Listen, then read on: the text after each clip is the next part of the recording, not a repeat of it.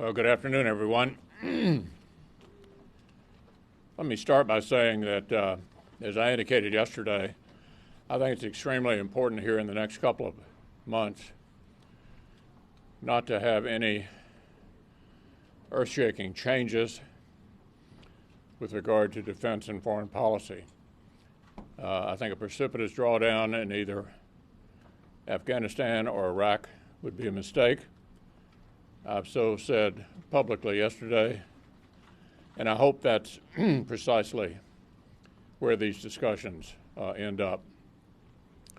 It's hard not to be really excited about the two new vaccines. Senator Blunt was very much involved in that part of the CARES Act.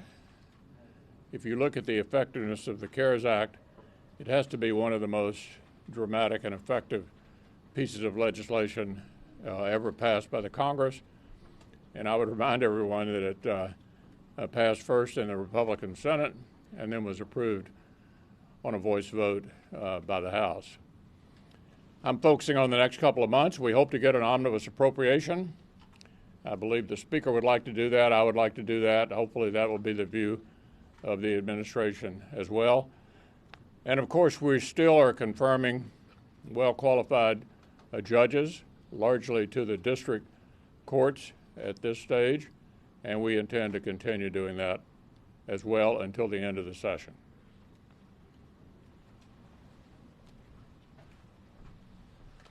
Well, the pandemic has put some unimaginable hurdles in front of the American people, but the one thing that hasn't been lost is American ingenuity. And as the leader pointed out, the news on the vaccines this week is great news. And a tribute to Operation Warp Speed, we now have not one but two potential vaccines out there with perhaps more to come. And so it is a great accomplishment for the Trump administration, the private companies who have worked together in record time to get these vaccines to the point where hopefully we'll be able to get them out to the American people and start the good work, the hard work of ensuring that we're doing everything we can to defeat this virus. We have our job and work to do here in Congress too, our responsibility. I think Congress should pass the coronavirus relief bill, which has passed the Senate, or I should say has drawn a majority of support in the Senate not once but twice. It is a targeted bill. It's a fiscally responsible bill. It deals with schools. It deals with health care. It deals with the PPP program, which benefits small businesses all across the country, and it could become law. The House Democrats and the Democrats here in the Senate, for that matter, seem insistent on clinging to this multi-trillion-dollar liberal wish list that they've put out there, even as their majority, the Democrat majority in the House, continues to shrink by the day. If nothing else, I think the American people are sending a message that they want a fiscally responsible approach to this challenge, one that targets the assistance where it's needed the most and provides much needed relief to the American people. So I certainly hope that the Democrats will come to a conclusion here soon, decide to work with Republicans. Republicans have been willing to compromise from the very beginning. The Democrats clearly have not. And we will continue to have an open door, and we're ready to negotiate at a moment's notice if the Democrats come to the realization that the position that they hold right now is an untenable one and one that is costing the American people. The news just out about the vaccine to fight coronavirus is really great and historic news in this effort to protect ourselves from coronavirus. It was the front page story of every newspaper, major newspaper in America. This morning, the New York Times, another vaccine appears to work against the virus. Another vaccine, that's two. One with about 94% effectiveness, the other 90% effectiveness. These numbers are remarkable. Just think about not that long ago, Dr. Fauci said if we could come up with a vaccine that was 50% effective, that would be really good news. As a doctor, I will tell you this is a modern day medical miracle. And it may be by the end of this year, 20 million Americans may be able to be started during the vaccine process. This is tremendous news. When you take a look at the spike that we're seeing in coronavirus cases around the country and around the world, this vaccine truly is the light at the end of the tunnel, and it's made possible by the commitment of the Republican majority in the Senate and this administration and our efforts to focus on Operation Warp Speed. Now, at the same time we've been doing this, the Democrats have seemed to be rooting for failure. Started with Joe Biden saying he wasn't sure that a vaccine was even real. Kamala Harris in the vice presidential debate said that if there was Donald Trump said that there was a vaccine that worked, she would not take it. And Nancy Pelosi, in her $3 trillion so-called HEROES Act, she has more money in that to do direct paychecks to illegal immigrants than she does to help with a vaccine. And last week, when the first news came out about Pfizer being 90% effective, what did the governor of New York have to say? The governor of New York had to say this about all this good news. He said, the bad news. The bad news is that it's about 2 months before Joe Biden takes over. And that means, he said, this administration is going to be implementing a vaccine plan.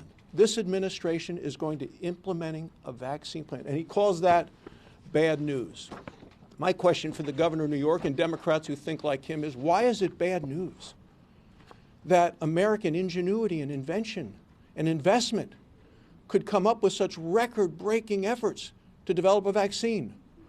Why is it bad news that families will be able to have parents get back to work and kids get back to school and the great American comeback to happen that much faster? Why is it bad news that millions, if not tens of millions of people in America and around the world will have their lives saved by this vaccine?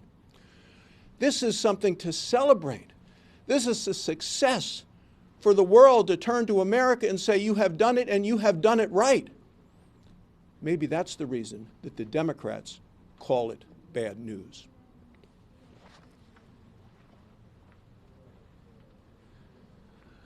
Well, I did mention in our conference today that in the matrix of distribution that have been recommended to the governors, and I think the governors are all adopting, that about 15% of the whole population would be included in that: healthcare workers, first responders, people most likely to be at the highest risk if they got the vaccine. The next 35% would be the emergency workers of the country. And by the time you get that 50% of the people that could have access to the vaccine, if they wanted to have access to the vaccine, probably into March, and everybody is safer if the people you're most likely to come into contact with outside your normal closest circle have been vaccinated and can't get the vaccine. So I do think that's all, I can't get the virus. I do think that's all headed in the right direction. We'll be talking more about that. I also think in the troop drawdown area, in Somalia, the discussion Somalia and Iraq and Afghanistan, none of those places are nearly as secure if we leave as they are if we're there. I think there's some room, depending on the discussion as to whether you could have a partial drawdown or not. But particularly in Afghanistan, if we want to continue to move forward with a peace discussion with the Taliban, I think we have to have a presence. And if we want to have any chance of enforcing a peace agreement that involves the Taliban, we have to have a presence. And I hope we're looking carefully at the number that you'd have to have for that presence to be meaningful in those three places and anywhere else in the world that we're thinking about repositioning. All of these things have significant long-term consequences, and my advice would be to remember that an American presence does matter, and it does make a difference, and it has made a difference, and none of those places would be safe if we aren't there as they are if we are there. This is pretty darn amazing, folks, that we are seeing the development of these vaccinations in such a short time frame. So Moderna, of course, announced that they are very, very close to delivering on that vaccine with a high efficiency rate. We have seen that from Pfizer as well. But I also want to give kudos not only to those in the pharmaceutical companies, in private industry, but also to those wonderful folks at the Department of Defense that are working in collaboration with these private industry groups in delivering the vaccination as well, because we know that this will be an important part of making sure that those vaccinations get from point A to point B. So kudos to everyone that has been involved in this process. Operation Warp Speed has been a tremendous success for this administration. I do want to give a shout out to the Trump administration for making this possible by thinking outside of that box on making sure that we can deliver those much needed vaccinations quickly to the American people. So I also want to move on to another potential COVID-19 recovery package. I do think that this is very important. I keep stressing this over and over again. I actually sat down on, I guess it was Friday afternoon, with a community-based provider group in Red Oak, Iowa, Nishna Productions. They work with those folks that are intellectually and physically disabled. They have individuals that go to work every single day caring for those that have difficulty caring for themselves. We want to know that they are protected. How do we do that? We make sure that we're getting another COVID-19 relief package out. So again, Democrats in the House, they need to come back to the table. They need to focus on what is right for our frontline workers, those essential workers that are out there every single day caring for members of our communities. So let's get over the partisan politics. The election is over, folks. Let's come back to the table. Let's make sure we're doing the right thing for our constituents, those essential workers, and celebrating the fact now we have a vaccine. Let's keep our economy strong and protect those essential workers. Thank you.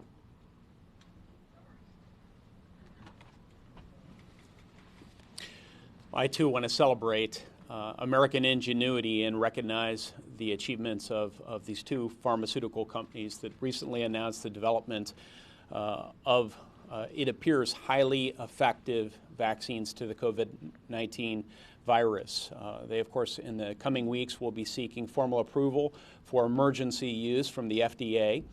And there's some other drugs online that are notable as well. Eli Lilly out of Indianapolis, Indiana, has a drug that is targeted towards those who are most at risk of contracting the COVID-19 virus, and it's already been approved by the FDA. All of this is possible because of our innovators, our frontline scientists, our incredible university system, but the Trump administration is also to be commended for its Operation Warp Speed, finding a new way to do business, and Republicans in the U.S. Senate, led by Roy Blunt, who helped author this initiative in the CARES Act. So very proud of my colleagues, and we need to build on that success here in Washington. First order of business is we need to make sure that all of the leadership who might need access to current COVID developments has access to that. So that would be the Coronavirus Task Force. The second thing is we as legislators need to build on our CARES Act success by passing the next round of assistance. Small business assistance is especially important as we see hundreds of thousands of businesses having permanently closed on account of this pandemic. They require additional help. I've been talking about this for months. I'll continue to talk about this. Fortunately, a variant of the legislation I put forward with Senator Bennett is part of the Republican Senate relief package, as is additional essentials like school funding. So, look, I understand some of my colleagues on the far left have other priorities. They may be a bit in tension with our more targeted relief bill. They may have additional sort of wish list priorities that they want to tack onto this. This is not a time for putting forward your ideological initiatives. If there's one thing that I think we learned in the recent elections, it's been the rejection of this far left impulse of the National Democratic Party. So hopefully we can agree that there's much to like in this Senate bill and move on it in coming days. Leader McConnell. Yeah, You've Manu. long been concerned about federal intervention in elections that are being administered by the state. So do you have any concerns about the Senate Judiciary Chairman, a member of your conference, reaching out to key officials in these states to raise concerns and questions about how mail-in voting is being conducted? Well, you can ask Senator Graham about that. What I've emphasized is that one of the beauties of the American election system is we have 50 separate ways to conduct them. Every state is different. It ought to stay that way. We ought not to try to nationalize how we handle elections. States know how to do it. One of the great success stories of the current administration is you've noticed you've all not been writing about foreign intervention. The dramatic improvement from 2016 under the Obama administration to 2020 under the Trump administration, the coordination between Homeland Security and secretaries of state in charge of conducting elections all around the country. I know when things don't happen, they tend not to make a headline, but no indication any foreign intervention succeeded. The elections were smoothly conducted, but the decision as to how the elections end happened in 50 different places. So next we're going to see election certification in the states that are still close and in doubt, in Georgia, in Pennsylvania, in Michigan, in Nevada. Once those certifications occur, if they occur, based upon litigation that's being tried at various places, those will be final. The Electoral College will meet in December, and the inauguration will be on January 20th. How is it not time for the GSA to ascertain Joe Biden? A lot of these lawsuits have been failing. The votes are, Biden's won with more votes than Trump did in some of these states 4 years ago. How is it not time for the GSA to say, allow him to transition and ascertain? I hate to give you the same answer again, but in all of these presidential elections, we go through this process. There's a way to deal with disputes. It's called the courts. And the courts in the various states are dealing with whatever disputes there are, whatever evidence may be provided. And we're going to have an orderly transfer from this administration to the next one. What we all say about it is frankly irrelevant. All of this will happen, as I laid out a minute ago to Manu's question. All of it will happen right on time, and we'll swear in the next administration on January 20th. Mr. Leader, is your pessimism on COVID relief based on actual conversations you've had with Democrats or simply on their public statements? And then secondly, it seems like you are going to take the lead back from Secretary Mnuchin. Are you going to now talk to Speaker Pelosi, and does President-elect Biden have a role in shaping it during the lame duck? Well, first, I'm based on what I'm seeing publicly because we've had no private discussions about this. And it looks to me like the Speaker, the Democratic leader of the Senate, and former Vice President Biden all have the view that $2.5 trillion are nothing. I share the view of my colleagues that have been expressed here, is that a more narrowly targeted proposal, such as we laid out in September and October here in the Senate, deals with the actual problem. As some of you may or may not have noticed, revenues at the state level are basically up almost everywhere. And they continue to insist, apparently, on almost $1 trillion for state and local government. That has nothing to do with solving this problem. So to sum it up, I'm open to a targeted bill, roughly of the amount that we recommended, $500 billion, which is not nothing, narrowly targeted at schools, at healthcare providers, at PPP, and of course liability reform to keep America from being engaged in an epidemic of lawsuits on the heels of the pandemic. Very open to that. But I've seen no evidence yet, as several of my colleagues have suggested, that they're open to it. Open this up, please. Open it up. Thank you very much. Leader McConnell, do you think you have the votes to advance